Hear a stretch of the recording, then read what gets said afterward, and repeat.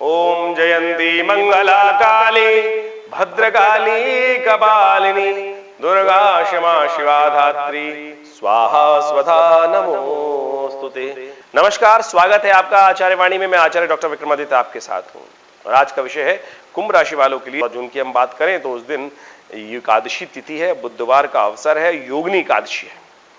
तो योगिनी एकादशी के दिन विशेष तौर पर आपके ग्रहों की स्थिति तो बहुत अच्छी बनी हुई है और ऐसे में आप उसको और अच्छा कर सकते हैं। कोशिश करें जो साधु महात्मा संत होते हैं उनकी सेवा करने का प्रयास करें, उनको वस्त्र इत्यादि दें, खरबूजा दें, पंखा दें, जूते दें, पैरों में पहनने वाली पादुका इत्यादि होती हैं, जल का उनका देना विशेष तौर पर बड़ा शुभ माना जाता है। घड़ा कलश जो होता है उसमें अन्न इत्यादि भरकर, जल भरकर उनको देने का प्रयास कीजिए। ये बड़ा पुण्यदायक अवसर है और हो सके तो चावल का दान करें, चावल का त्याग करें, यह आपके लिए अच्छा है। चावल का सेवन ना करें, व्रत करें, ये बड़ा कल्याणकारी योग रहेगा आपके लिए। 15 जून को संक्रांति है और साथ साथ बड़ा सुंदर योग बन रहा है। कुंभ राशि वालों एक बात समझ लो कि उस दिन प्रदोष भी है। प्रदोष साथ साथ मिथुन राशि में सूर्य का परिवर्तन होने से संक्रांति का योग और बृहस्पतिवार, गुरु प्रदोष और संक्रांति, यह बहुत कल्याणकारी योग है। ऐसे में ब्राह्मणों की सेवा करने से, विद्वानों की सेवा करने से, संत महात्माओं की सेवा करने से, गौ सेवा करने से अनेक प्रकार के पुण्यों का उदय हो जाता है और कष्टों का क्षय हो जाता है। तो कोशिश करें, इसका अवश्य लाभ लेने का आपको प्रयास करना चाहिए। गजकेसरी योग पूरी तरह से पूरे दिन विद्यमान है, धनागमन की स्थिति रहेगी, पुण्यों का उदय करने का आपको प्रयास करना चाहिए। इसके द्वारा आपकी मनोबुद्धि में जितनी मैल है उसको दूर करने का अवसर आपको प्राप्त होगा और पॉजिटिव चेंजेस आने के अवसर बनेंगे। ऐसे में अपने क्रोध को त्याग करने के लिए आप एक काम और भी कर सकते हैं। गऊ के निमित्त आप चने की दाल को भिगोकर उनको गाय को देके आइए, गौशाला में दीजिए, देखिए बड़े कल्याणकारी योग बनेंगे। यदि हम बात करें विशेष तौर पर अगली तिथि की तो 16 तारीख की हम बात कर लेते हैं। 16 जून को ग्रहों का स्थिति दिखा रहा है कि चंद्रमा का परिवर्तन हो चुका है एक दिन पहले और शाम रात्रि में हुआ, तो आज चंद्रमा का प्रभाव भी उत्पन्न होगा।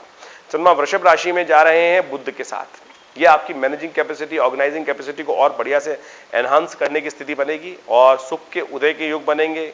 ऐसे में आपको लाभ लेने का प्रयास करना चाहिए। तिथि का शिवरात्रि है, मासिक शिवरात्रि, शुक्रवार का अवसर है।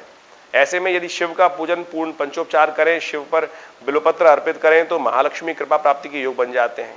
भगवती कृपा से, महालक्ष्मी की कृपा से आपके जीवन में और धन संपदा बढ़ाने के योग भी बन सकते हैं। तो कोशिश करें भगवान का ध्यान करते हुए, ओम नमः शिवाय का जप करते हुए एक एक कर 11 बिल्वपत्र भगवान पर अर्पित करें जो अखंडित हो। कहा गया अखंडैव बिल्वपत्रैः च पूजये शिव शंकरम, अखंडैव बिल्वपत्रैः च पूजये शिव शंकरम, कोटि कन्या महादानम बिल्वपत्रम शिवार्पणम। अखंड जो बिल्वपत्र होते हैं, जो खंडित ना हो, ऐसे बिल्वपत्रों को भगवान शिव पर अर्पित करने से कोटि कन्या जो दान करने का फल प्राप्त हो जाता है। केवल इस बिल्वपत्र को अर्पित करने से इस दिन पुण्य का उदय करने का आपको प्रयास करना चाहिए। महालक्ष्मी कृपा भी प्राप्त होगी। भद्रा है इस दिन, सुबह 8:34 पे आरंभ होगी, रात्रि में करीब करीब 8:52 तक रहेगी। तो इस दिन, इस समय में नया कार्य आरंभ करना शुभ नहीं रहेगा। 17 जून की हम बात कर लेते हैं। 17 जून को शनिवार का अवसर है और साथ साथ अमावस्या है और शनि वक्री हो रहे हैं, जैसा हमने कार्यक्रम के आरंभ में कहा था। शनि का वक्री होना है रात को 10:19 पर। यह आपके लिए बहुत शुभ रहेगा और ज्यादा शक्ति संपन्न होकर शनि महाराज आपके कार्यों में पॉजिटिविटी की तरह साथ लग जाएंगे। लेकिन एक बात का ध्यान रखिएगा, कार्यों में शनि महाराज जब नेगेटिव हो जाते हैं तो कई बार अपने कार्यों में आप अड़ भी जाते हैं, कई बार फंस जाती है गाड़ी।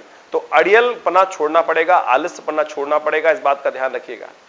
अपने आप को यदि एनर्जी से जगाना है, क्योंकि मंगल इस वक्त कमजोर चल रहे हैं, ऐसे में हिम्मत नहीं आ पा रही है, तो वो एक कष्ट का कारण है। तो इसलिए हिम्मत जगाने का आपको प्रयास करना चाहिए। हिम्मत जगा कार्य करने का प्रयास करेंगे तो बहुत बढ़िया से स्थिति अच्छी रहेगी। अमावस्या की तिथि है, पैतृक कार्यों के लिए बड़ी प्रशस्त है। तो कोशिश करें अपने पितरों के निमित्त चलते पानी में एक दिया प्रज्वलित कर प्रवाहित करने का प्रयास करें, क्योंकि शाम को रहेगी ये तिथि और इस समय में अपने पितरों के निमित्त एक बड़ के पत्ते पर एक दिया रखकर उसको पानी में बहा देने से कहा जाता है कि पितरों की निवृत्ति प्राप्त होती है। और कोशिश करनी चाहिए कि दक्षिण की दिशा में एक दिया को प्रदर्शन भी करना चाहिए, यह आपके लिए बहुत शुभ है। उड़द की दाल, साबुत उड़द की दाल, उड़द का दान करना आपके लिए बहुत जरूरी है।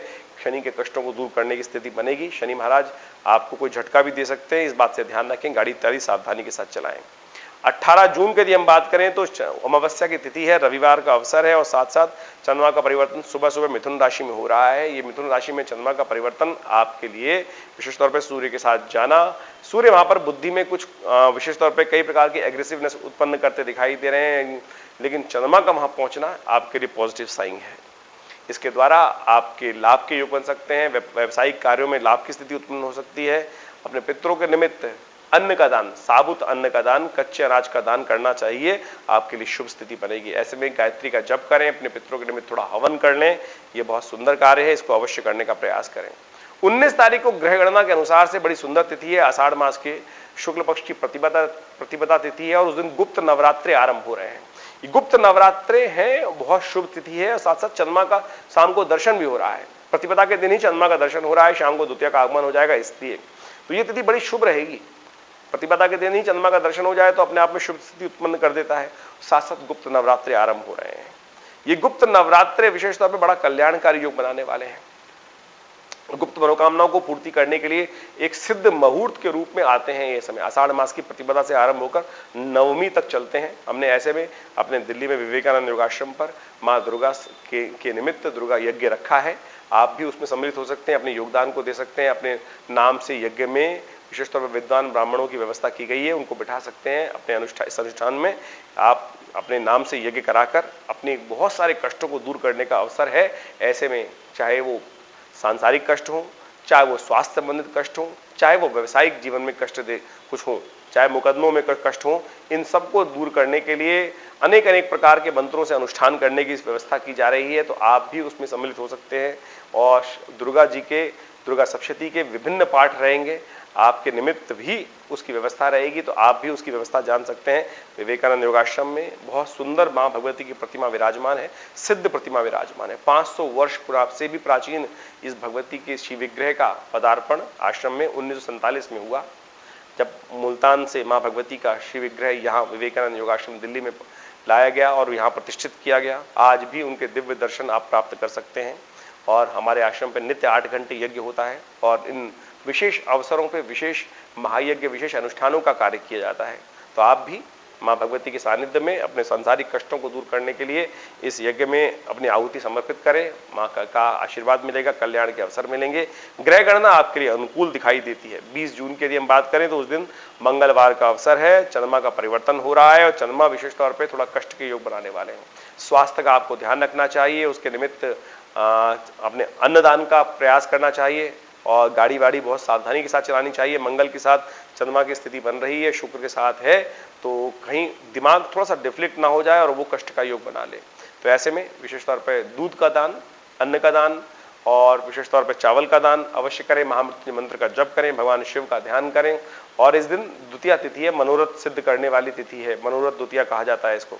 इस दिन बुध भी अस्त हो रहे हैं। तो एक बात का ध्यान रखिएगा, आपके लिए व्यवसायिक तौर पे कहीं ना कहीं कष्ट आने के योग बनते हैं। बुध अस्त होना यानी आपकी ऑर्गेनाइजिंग कैपेसिटी में कुछ कमी आने के योग बन सकते हैं। कोशिश करें अपने आप को थोड़ा अलर्ट रखने का प्रयास करें। देखिए गर्मी है, सूर्य बहुत तेज है, ऐसे में तो ऐसे में चंद्रमा का क्षीण होना किसी प्रकार भी कष्ट उत्पन्न करने के योग दे सकता है। तो समस्त कार्यों में थोड़ा सावधानी बरतते हुए कार्य करना चाहिए। भगवान शंकर का ध्यान करें, महामृत्युंजय मंत्र का जप करें। धन्यवाद।